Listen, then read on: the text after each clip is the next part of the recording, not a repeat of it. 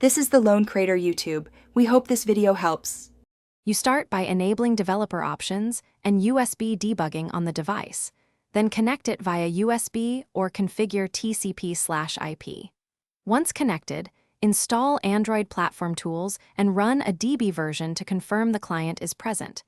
Make sure to allow the computer on the device's authorization prompt. If you see an RSA key dialog, accept it. Once done, run a DB devices to view the device ID and state, so you can proceed with commands that target the correct device. You now perform the core workflows.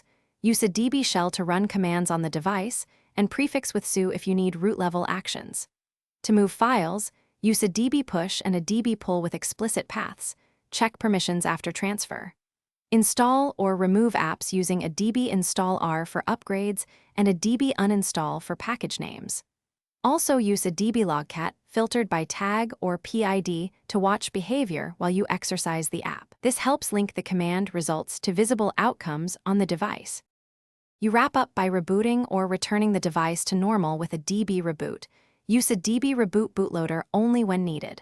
Once finished, run a DB kill server then a DB start server to reset the client if connections act flaky.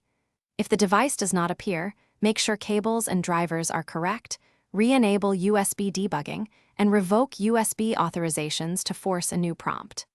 Finally, keep a DB logcat and a DB devices open to confirm the final state and validate the intended changes took effect.